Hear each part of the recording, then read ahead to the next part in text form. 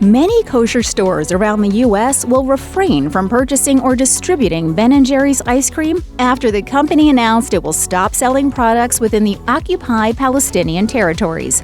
Danny Sosemsky, the owner of Teaneck, New Jersey-based Glatt Express, told CNN, "I thought this was an anti-Semitic statement about the evil situation in the Middle East."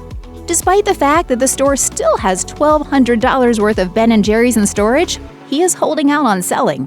If they can reverse their decision, then we'll 100% carry them on our shelves again. And I'll be the first person to tell other businesses to do the same thing.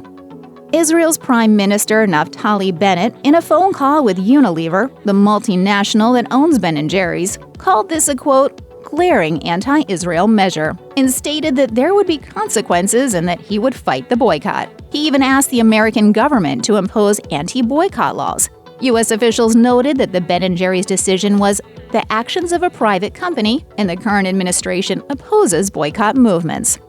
According to CNBC, the government of Texas has acted according to a law signed 4 years ago by forcing pension funds to divest from companies boycotting Israel.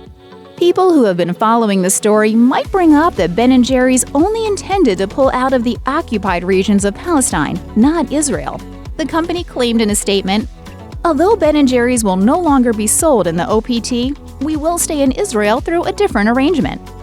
Unilever also released a statement supporting the decision to stay in Israel.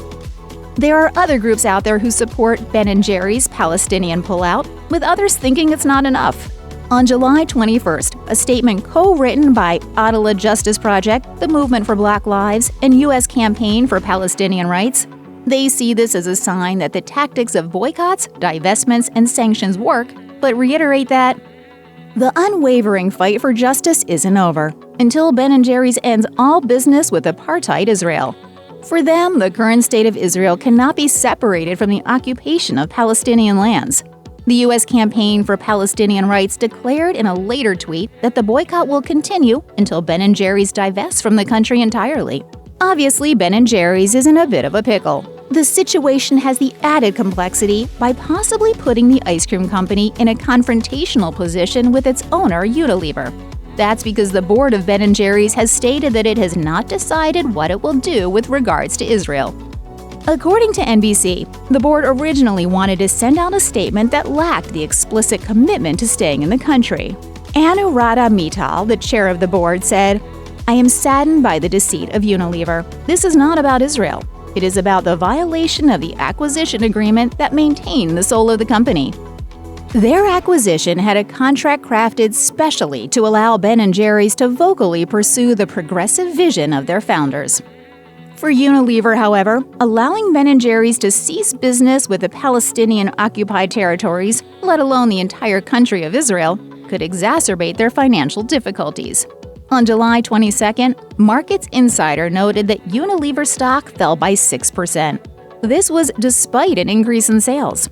The company insisted that the issue was the rising price of commodities, but it took little time before some protesters connected the political issue to the stock tank. Michael Dickinson, the executive director of the pro-Israel organization Stand With Us, commented on Twitter, "And then you let your brand, Ben & Jerry's, announce a discriminatory boycott of the world's only Jewish country." The controversy is far from over. Check out one of our newest videos right here. Plus, even more MASH videos about food controversies are coming soon. Subscribe to our YouTube channel and hit the bell so you don't miss a single one.